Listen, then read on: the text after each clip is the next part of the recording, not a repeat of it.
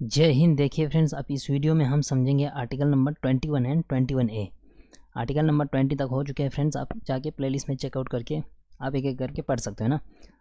बार बार की तरह इस वीडियो में भी अपने पास हार्ड कॉपी ज़रूर खोल के होना चाहिए ना फ्रेंड्स। इंडियन पॉलिटी के लक्ष्मीकांत लेटेस्ट एडिशन होगा तो बहुत ही अच्छी बात है। ये वाली किताब है ना। अगर आपके पास 6th एडिशन भी होगा ना फ्रेंड्स, अपने पास खोल के रखिए। किसी भी एग्ज़ाम्स के लिए अगर आपको इंडियन पॉलिटी समझनी है ना, लक्ष्मीकांत की किताब को आप ज़रूर पढ़िए, बहुत ही अच्छी किताब है ना। अब इस वीडियो में हम समझेंगे आर्टिकल नंबर 21 जो कि है protection of life and personal liberty, and article number 21A जो है राइट टू एजुकेशन। ये जो दो राइट्स हैं ना फ्रेंड्स, इसको लेके हमारे संविधान में क्या क्या प्रोविजंस दे दिए हैं वो हम एक एक करके डिस्कस करेंगे। चलिए फ्रेंड्स, आज के वीडियो को हम एक एक करके डिस्कस करते हैं। अब जो है ना फ्रेंड्स, आर्टिकल नंबर 21 आप एक बार इसको पढ़िए। No person shall be deprive of his personal liberty except according to procedure established by law. अब ये जो पॉइंट है ना friends, procedure established by law, ये इंपॉर्टेंट है। अब हमारे संविधान के अंदर है प्रोसीजर एस्टेब्लिश्ड बाय लॉ। अगर आप यूएस के कॉन्स्टिट्यूशन पढ़ेंगे ना, अमेरिका के संविधान को, वहाँ पे है ड्यू प्रोसेस ऑफ लॉ। अब इन दोनों में क्या फ़र्क है वो हम पढ़ेंगे। देखिए फ्रेंड्स, प्रोसीजर एस्टेब्लिश्ड लॉ के अंदर क्या होता है और ड्यू प्रोसेस के ऑफ लॉ के अंदर क्या होता है। अगर आप यूएस कॉन्स्टिट्यूशन पढ़ेंगे ना, वहाँ पे है due process of law. That means कोई एग्जीक्यूटिव और लेजिस्लेटिव है ना, लॉ नियम कानून बन रहा है ना, वहाँ पे अमेरिका के कॉन्स्टिट्यूशन में क्या होगा कि कोर्ट के पास ज़्यादा पावर होगा। पहले वो एक एक पन्ने को खोल के देखेंगे कि वो किसी भी टाइप के नेचुरल जस्टिस को मतलब वायलेट नहीं कर रहा है। तब अगर वो किसी भी टाइप के नेचुरल जस्टिस को वायलेट कर रहा होगा ना, उस लॉ को क्या की जाएगी, इनवैलिड की जाएगी ना, या नल इन वाइड की जाएगी कोर्ट्स है ना। That means due process law के अंदर क्या है, कोर्ट्स को ज़्यादा पावर है ना कि किसी भी टाइप के कानून को पहले वो खोल के देखेंगे। अगर वहाँ पे कुछ नेचुरल जस्टिस के वायलेट हो रहे हैं ना, तो वो क्या करेगी, कानून को इनवैलिड या नल और वाइड कर देगी या ख़त्म कर देगी ना। ये होता है ड्यू प्रोसेस ऑफ लॉ जो अमेरिकन कॉन्स्टिट्यूशन के अंदर है, यानी अमेरिका के संविधान के अंदर है ड्यू प्रोसेस ऑफ लॉ। अब हमारे यहाँ क्या है, प्रोसीजर एस्टेब्लिश्ड बाय लॉ। अब इस प्रोसीजर एस्टेब्लिश्ड बाय लॉ को लेके हमारे यहाँ पे अलग अलग केसेस आए सुप्रीम कोर्ट के पास, वो हम एक एक करके पढ़ेंगे। अब प्रोसीजर एस्टेब्लिश्ड बाय लॉ क्या होता है वो हम जब पढ़ेंगे ना फ्रेंड्स, तब जाके आपको समझ में आ जाएंगे। आई होप आपने किताब आगे खोल रखा होगा ना। देखिए, जो आर्टिकल नंबर 21 है ना फ्रेंड्स, ये किसी भी टाइप के मतलब पर्सनल लिबर्टी है ना, ज़िंदगी जीने का तरीका वो डिप्राइव नहीं कर सकते हैं except according to procedure established by law. Procedure established by law means जो नियम कानून बन के आ रहा है ना हमारे पार्लियामेंट के अंदर, उसके एक्सेप्ट पे हो। अब कुछ कानून बन के आ रहा होगा, उसमें कुछ अच्छा लिखा होगा, बुरा लिखा होगा, उसको नहीं देखते हुए मन किसी के ज़िंदगी के ऊपर है ना, ज़िंदगी जीने के तरीके को डिप्राइव नहीं कर सकते हैं। अब ये प्रोसीजर एस्टेब्लिश बाय लॉ क्या क्या है वो हम देखेंगे।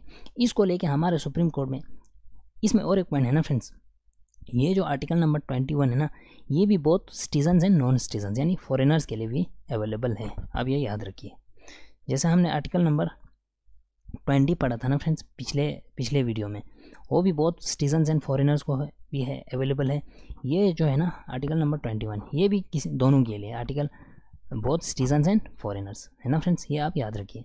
अब इसमें मैंने पिछले वीडियो में आपको एक पॉइंट बताया था, ये जो आर्टिकल नंबर 20 एंड 21 है ना फ्रेंड्स, ये ऐसे दो आर्टिकल्स है जो इमरजेंसी के टाइम भी सस्पेंड नहीं होता है ना। देखिए, अब इस बात को लेके प्रोसीजर एस्टेब्लिश बाय लॉ को लेके हमारे सुप्रीम कोर्ट में एक केस आते हैं जिसको कहते हैं फेमस गोपालन केस, A.K. गोपालन वर्सेस स्टेट ऑफ मद्रास है ना। अब इसमें कहानी क्या है ना फ्रेंड्स, वो बैकग्राउंड आप जाके भी है ना कहीं से पढ़ सकते हैं।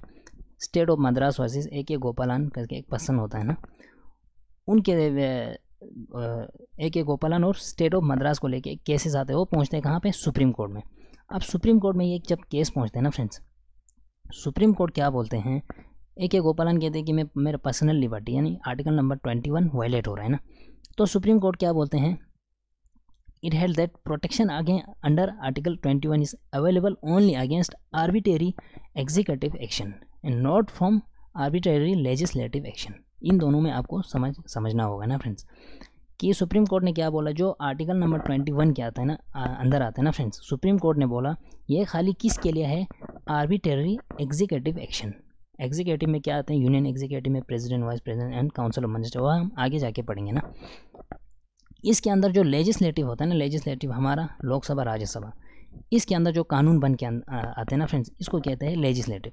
यानी सुप्रीम कोर्ट ने क्या बोला, जो आर्टिकल नंबर 21 के हिसाब से इसके अंदर खाली क्या आते हैं, आर्बिट्रेरी एग्जीक्यूटिव एक्शन। अगर आपका वायलेट हो रहा है तो हम मानेंगे, मगर ये जो है ना फ्रेंड्स, सुप्रीम कोर्ट ने क्या बोला, ये जो आर्बिट्रेरी लेजिस्लेटिव एक्शन है ना, ये आर्टिकल नंबर 21 के वायलेशन नहीं है। ये बोला था सुप्रीम कोर्ट ने AK गोपालन वर्सेस स्टेट ऑफ मद्रास की केस में है ना। दैट मीन्स इसमें क्या कर रहा है सुप्रीम कोर्ट है ना, नैरो इंटरप्रिटेशन कर रहा है। किसको लेके, आर्टिकल 21 को लेके। आर्टिकल 21 को नैरो इंटरप्रिटेशन, यानी कम सिंपल शब्द में बोलूँ तो मतलब ब्रॉडली इंटरप्रेट नहीं कर रहा है ना, कि पर्सनल लिबर्टी को जैसे फॉर एग्जांपल कानून बन रहा है हमारे संसद में कुछ, फॉर एग्जांपल के लिए आप मान के चलो, मतलब लिबर्टी को है ना, किसी की लिबर्टी को कम कर रहा है फॉर एग्जांपल के लिए है ना। तो दैट मीन्स सुप्रीम कोर्ट में जब ये केस पहुंचा ना AK गोपालन केस का, AK गोपालन ने बोला कि भाई मेरे ये पर्सनल लिबर्टी वायलेट हो रहा है। तो सुप्रीम कोर्ट ने जवाब में क्या दिया कि ये जो है ना फ्रेंड्स, आर्टिकल नंबर 21 ये खाली अगर आपको आर्बिट्रेरी एग्जीक्यूटिव एक्शन से हो रहा है ना अगर कुछ, तो आपके आर्टिकल नंबर 21 वायलेट हो रहा है। मगर बोला क्या, ये जो है ना, ये क्या है, आर्बिट्रेरी लेजिस्लेटिव एक्शन, कि भाई आपका कानून आपके लिए ही बन गया, ऐसा कुछ बोला है ना। दैट मीन्स आर्टिकल इसमें AK गोपालन केस में क्या बोला कि आर्टिकल नंबर 21 है ना, ये आपका वायलेशन नहीं हो रहा है। दैट मीन्स ये नैरो इंटरप्रेट कर रहा है ना सुप्रीम कोर्ट। इसके बाद क्या होता है ना means friends, this means that the state can deprive the right to life and personal liberty of person based on a law.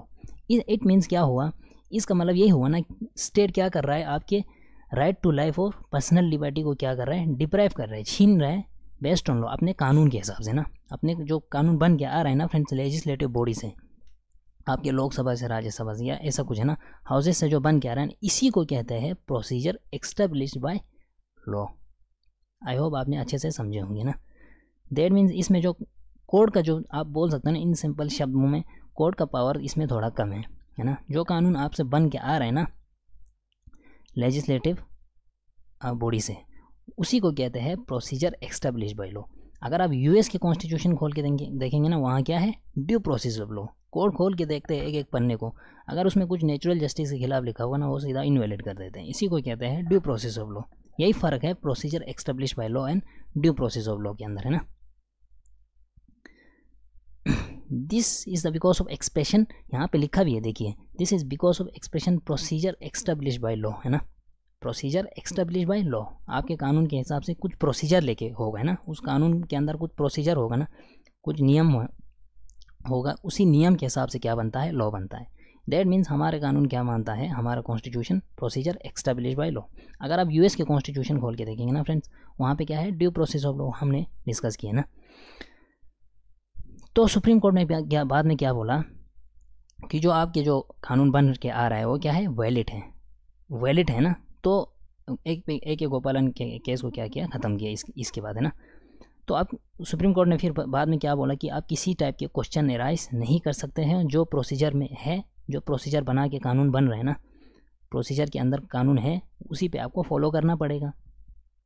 That mean supreme Court ने क्या बोला कि आप क्वेश्चन नहीं कर सकते हैं अगर उस लॉ के अंदर, वो जो लॉ कानून बन के वो अगर अनरीजनेबल होगा, अनफेयर होगा, अनजस्ट होगा ना, आप किसी भी टाइप के क्वेश्चन नहीं कर सकते हैं। क्यों, हमारे संविधान क्या मानते हैं, प्रोसीजर एस्टेब्लिश बाय लॉ। ये बोला था आपके AK गोपालन केस के अंदर। आई होप आपने फिर समझे होंगे ना। बाद में फिर क्या होता है ना फ्रेंड्स, क्या होता है, secondly the Supreme Court held that personal liberty means only liberty relating to person और बॉडी ऑफ इंडिविजुअल, है ना। सुप्रीम कोर्ट ने क्या बोला कि जो पर्सनल लिबर्टी है ना, ये खाली किसके रिलेटेड है, personal liberty means only personal relating to a person और ए बॉडी ऑफ इंडिविजुअल, है ना। एक खाली इंडिविजुअल के बॉडी के ऊपर, मतलब एक पर्सन है ना, सिंगल पर्सन के लिबर्टी को लेके, है ना, ये बोला था सुप्रीम कोर्ट ने हमें। बट ये जो कानून है ना, ये सब के लिए बन के आ रहा है ना, आप खुद समझ सकते हो, कानून तो सब के लिए बन के आ रहा है ना। संसद के अंदर तो सब के लिए बनता है, भारत के हर नागरिकों के लिए ना। सुप्रीम कोर्ट ने क्या बोला, ये जो आपके आर्टिकल नंबर 21 है ना, सुप्रीम कोर्ट ने क्या बोला, पर्सनल लिबर्टी का मतलब ये नहीं होता कि ये सब के लिए है ना। पर्सनल लिबर्टी का मतलब सुप्रीम कोर्ट ने बोला कि ये आप ऐसा एक लिबर्टी है जो खाली एक इंडिविजुअल को डिफाइन करते हैं, ये बोला था आपके सुप्रीम कोर्ट ने। आई होप आपने समझे होंगे, है ना फ्रेंड्स। ये एक गोपालन वर्सेस स्टेट ऑफ मद्रास की केस पहुंचा था सुप्रीम कोर्ट में। फिर सुप्रीम कोर्ट ने बोला कि ये जो आपके बन के आ रहा है कानून, ये है प्रोसीजर एस्टेब्लिश बाय लॉ, जो वैलिड है। आप और किसी भी टाइप के क्वेश्चन एराइज नहीं कर सकते हैं अगर वो अनरीजनेबल होगा, अनजस्ट होगा, अनफेयर होगा, है ना। तो सुप्रीम कोर्ट ने बाद में क्या बोला कि भाई जो पर्सनल लिबर्टी का मतलब होता है ना, ये एक एक पर्सन को डिफाइन करते हैं, किसी एक इंडिविजुअल को डिफाइन करते हैं। बट लॉ किसके लिए बनता है? सबके लिए बनता है ना, ये बोला था आपके सुप्रीम कोर्ट ने। फिर बाद में और एक केस आते हैं फ्रेंड्स, मेनका गांधी के वर्सेस यूनियन ऑफ इंडिया 1978 के अंदर, है ना। Maneka Gandhi versus Union of India, आप इसके कहानी को आप खुद पढ़ सकते हैं। इसमें क्या हुआ था ना फ्रेंड्स, मेनका गांधी को कुछ बाहर जाना था, उनके पासपोर्ट को है ना रोक के रखा। तो ये केस पहुंचा कहाँ पे? सुप्रीम कोर्ट के अंदर। फिर सुप्रीम कोर्ट ने इस बात को फिर अपने बेंच के साथ फिर डिस्कस किया ना। फिर इस बाद में क्या हुआ ना फ्रेंड्स, ओवरऑल इस जजमेंट इन गोपालन केस में हमने क्या बोला था, वहाँ पे कुछ नैरो इंटरप्रेट किया था ना, नैरो इंटरप्रेट किया कि भाई आपके जो है ना आर्टिकल नंबर 21 खाली किसके लिए है? Arbitrary executive action, not for arbitrary legislative action. But इसमें जो है ना फ्रेंड्स, मेनका गांधी केस में क्या बोला सुप्रीम कोर्ट ने इसमें फिर वाइड इंटरप्रेट किया किसको? आर्टिकल 21 को, मीन्स इसको खींच के बढ़ा के बोला। इसमें क्या बोला सुप्रीम कोर्ट ने? वाइड इंटरप्रिटेशन आर्टिकल में, therefore it rule the right to life and personal liberty of person can be deprived by law provide the procedure prescribe by law is reasonable, fair and just, है ना। पहले क्या बोला था, आप अगर किसी भी टाइप के क्वेश्चन एराइज नहीं कर सकते अगर प्रोसीजर एस्टेब्लिश बाय लॉ के थ्रू हमारा संविधान चलता है। बट इसमें क्या बोला था मेनका गांधी केस में कि भाई अगर उसमें अनरीजनेबल होगा, अनजस्ट होगा, अनफेयर होगा तो आप क्वेश्चन एराइज कर सकते हैं। दैट मीन्स हो गया ना, ये बड़ा इंटरप्रेट किया। पहले क्या बोला था गोपालन केस में, किसी भी टाइप के क्वेश्चन आप एराइज नहीं कर सकते। आप यहाँ लिखा भी है, देखिए,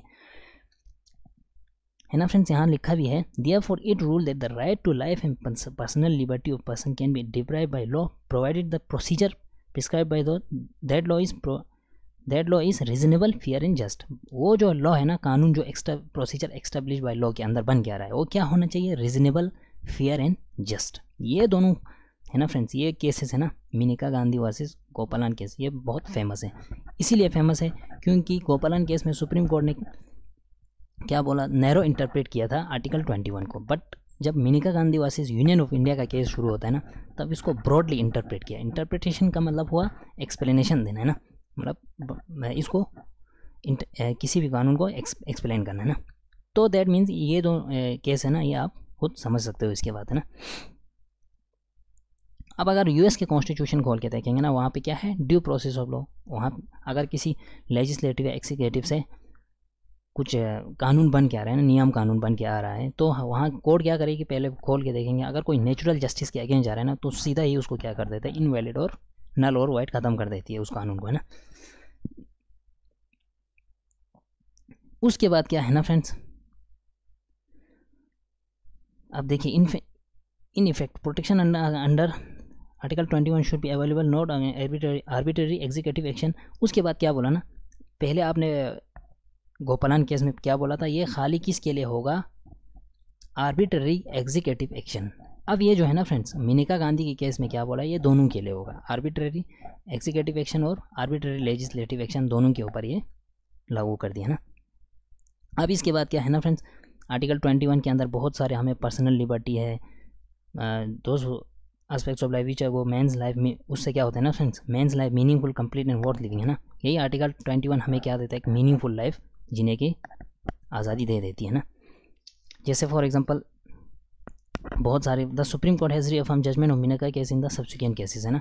फिर सब्सिक्वेंट के बहुत सारे केसेस आते हैं बाद में, है ना, वो हम किताब के हिसाब से तो नहीं, या फिर हम कभी और एक वीडियो लेके आएंगे आर्टिकल 21 को लेके, मैं पूरा एक थॉरोली एक वीडियो बनाऊंगा ना फ्रेंड्स। अब इसमें है ना फ्रेंड्स, आर्टिकल 21 में क्या क्या राइट्स आते हैं देखिए, right to live with human dignity, right to decent environment including pollution free water and air and protection against hazardous injustice से हमें राइट है बच के रहना, राइट टू लाइवलीहुड है आपके पास, राइट टू प्राइवेसी है। ये जो है ना फ्रेंड्स, राइट टू प्राइवेसी, ये भी किसके अंदर आते हैं? आर्टिकल नंबर 21 के अंदर, है ना। आपकी प्राइवेसी के ऊपर भी ख्याल रखी जाएगा ना सरकार, हमारा स्टेट। Right to shelter, right to health, right to free education up to 14 years of age, फिर ये जो है ना friends, right to free education up to 14 years, इसके लिए और एक कानून आते हैं जो किसके अंदर आते हैं, आर्टिकल नंबर 21A। इसके बाद हम डिस्कस करेंगे। Right to free legal aid, right against solitary confinement, right to speedy trial है ना, कोर्ट में जल्दी जल्दी ट्रायल है ना होना, right against handcuffing, right against inhuman treatment, right against delayed execution, right to travel abroad, आपको बाहर भी जाने के है ना राइट है, right against bonded labour, right against custodial harassment, right to emergency medical aid, right to timely medical treatment of government hospitals. ये है ना फ्रेंड्स, आप खुद पढ़ सकते हो, मैं बस एक एक रीडिंग कर रहा हूँ ना। Right not to be driven out of state, right to fair trial, right of prisoner to have necessities of life, right of women to be treated decency and dignity, right against public hanging, right to road in hilly areas, right to information, right to reputation, right of appeal from judgment of conviction, right to family pension, right to special and economic justice and empowerment, right against bar fetters, right to appropriate life insurance policy, है ना। ये सारे है ना friends, ये सारे है ना किसके अंदर है, आपके आर्टिकल नंबर 21 के अंदर। राइट टू स्लीप, इवन कि राइट टू स्लीप भी है, देखिए। Right to freedom from noise pollution है ना, हम जैसे बड़े बड़े शहरों में रहता है ना फ्रेंड्स, ये भी हमारा फंडामेंटल राइट है। अगर वहाँ पे बहुत ज़्यादा नॉइस पोल्यूशन है ना, ये हमारा क्या हो रहा है, आर्टिकल 21 के आगे जा रहे हैं ना, आप खुद समझ सकते हो। राइट टू सस्टेनेबल डेवलपमेंट, ये देखिए, राइट टू सस्टेनेबल डेवलपमेंट बहुत ही इंपॉर्टेंट ब्रॉड टॉपिक है ना, वो हम किसी ज्योग्राफी के जब हम पढ़ाता हूँ ना फ्रेंड्स, वहाँ पे हम अच्छे से डिस्कस करेंगे। Sustainable development is very very important topic for all exam point of view ना। राइट टू अपॉर्चुनिटी, ये सब किस में आते हैं, आपके आर्टिकल नंबर 21 में, आप खुद समझ सकते हो, है ना फ्रेंड्स। इसके बाद आते हैं friends article number 21A। 21A क्या करते हैं ना, अभी इसके टेक्स्ट को पढ़िए एक बार। Article 21A declares that the state shall provide free and compulsory education to all children of the age of 6 to 14 years, है ना। 6 से 14 ईयर्स तक हमारे स्टेट का क्या जिम्मेदारी बनता है, फ्री एंड कंपलसरी एजुकेशन देना, है ना। अब फ्री एंड कंपलसरी एजुकेशन का क्या मतलब हुआ, जिसको एलिमेंट्री एजुकेशन बोलते हैं ना फ्रेंड्स।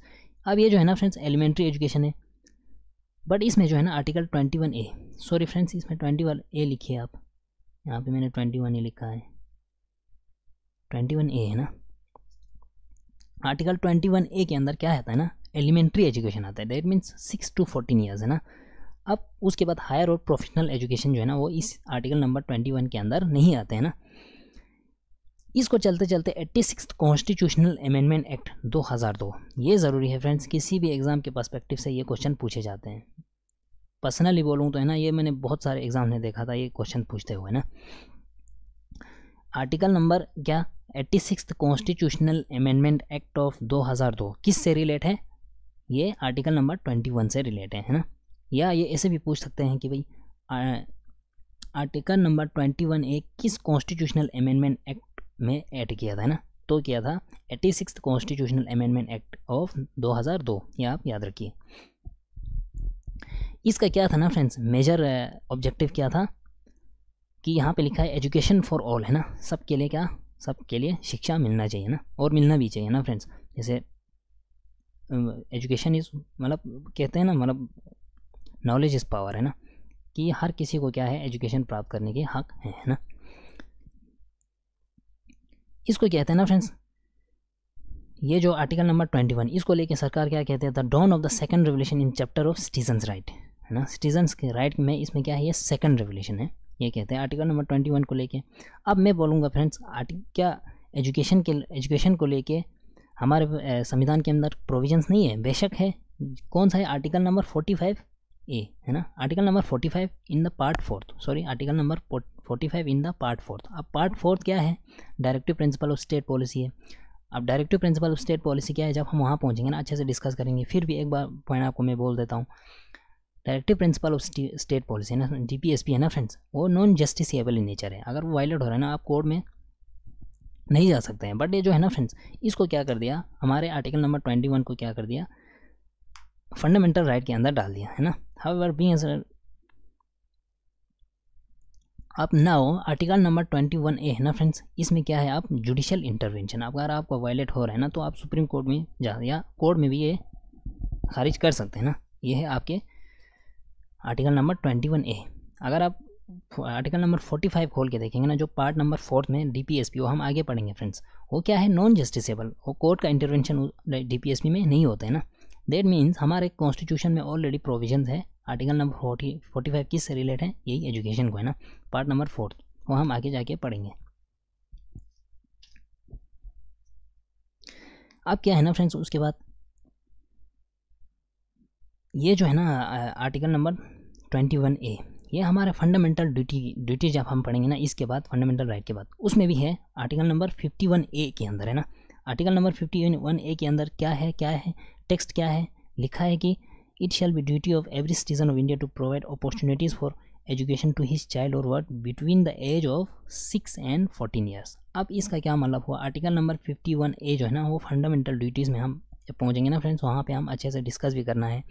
फिर भी यही टेक्स्ट वहाँ भी लिखा हुआ है ना, क्या है ना फ्रेंड्स, जो आर्टिकल नंबर 21 के हिसाब से क्या है, एवरी सिटीज़न ऑफ इंडिया, जो हर माँ बाप को है ना, माँ बाप का ये फ़र्ज़ बनते हैं वो अपने बच्चे को एजुकेशन दे, कहाँ से, 6 to 14 ईयर्स है ना, एलिमेंट्री एजुकेशन देने की अधिकार, मतलब देना चाहिए, है फंडामेंटल ड्यूटीज़ है ना, हर किसी भारत के हर माँ बाप का ये जिम्मेदारी बनता है ना। उसके बाद क्या है ना फ्रेंड्स,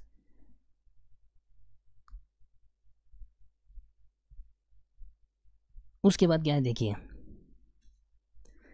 1993 में सुप्रीम कोर्ट रिकॉग्नाइज करते हैं fundamental right to education in right of to life under article 21 है ना। 1993 में है ना, सुप्रीम कोर्ट क्या करते हैं, एजुकेशन को है ना फ्रेंड्स, एजुकेशन को मानते हैं क्या, फंडामेंटल राइट। अब ये खुद आप टेक्स्ट पढ़ सकते हो, इसमें कुछ ज़्यादा है ना वो नहीं है। वो जो है ना फ्रेंड्स, अब एलिमेंट्री एजुकेशन होगा 6 to 14 ईयर्स।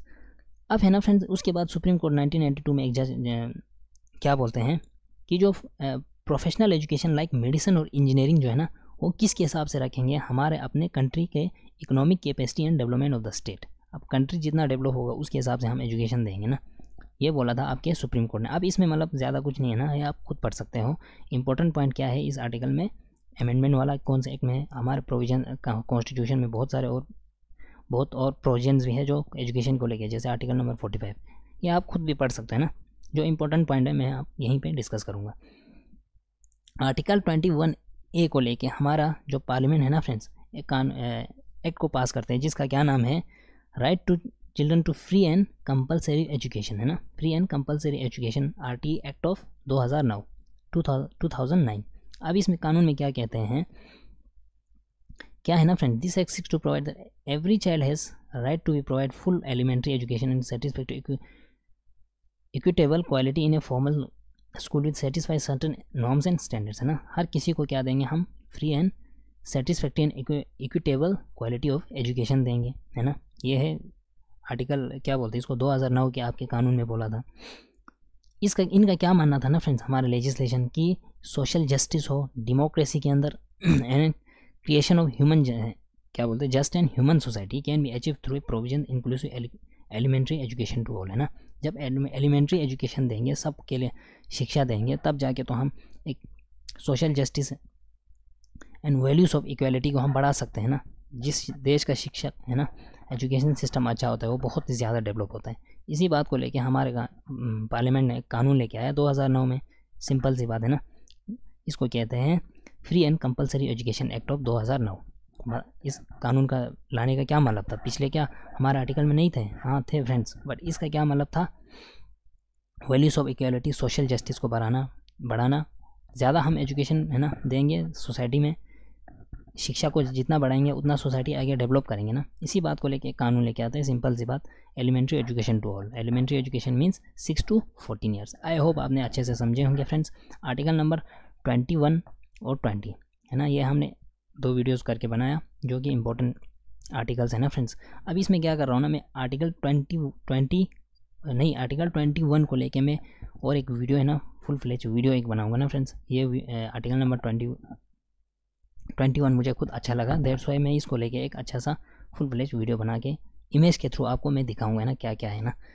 दैट्स वाई आप इसको अच्छे से आप खुद पढ़ सकते हो। मिलेंगे नेक्स्ट वीडियो में, तब तक के लिए जय हिंद एंड थैंक यू।